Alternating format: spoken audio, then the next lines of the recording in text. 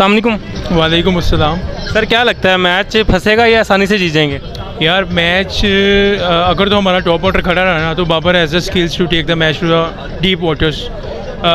अगर पाकिस्तान इन्हें 170 के अराउंड कंटेन करता है तो मेरा ख्याल है 50-50 चांसेस होंगे, क्योंकि जिस तरह बॉल आ रही है ना स्टार्टिंग में बैट पे, तो जिस तरह कोहली को आप देख रहे हैं उसके कोई चांस नहीं है, सिंगल डबल वो मैच को डीप लेके जा रहा है। तो Babar Azam has that skill, और अगर हमारा स्टार्ट लंबा जाता है तो एंड पे हमारे पास हीटर्स हैं कि जो डैमेज कर सकते हैं। सो अभी तक मैच 50-50 है?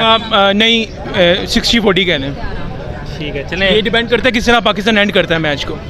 अगर बाबर का बल्ला चल गया तो फिर आसानी होगी, नहीं तो मुश्किल है। आप ये कह रहे हैं कि पाकिस्तान के लिए आसानी हो जाएगी, ठीक है। अगर बाबर आउट होता तो हमारे लिए ऑलमोस्ट नियर इम्पॉसिबल हो जाएगा, क्योंकि मुझे कोई और प्लेयर ऐसा नज़र नहीं आता जो सिंगल करके आपको 5 से 6 स्कोर एक ओवर में दे सके। So Babar has that quality, I hope के वो अच्छा परफॉर्म करेगा। पाकिस्तान जिंदाबाद।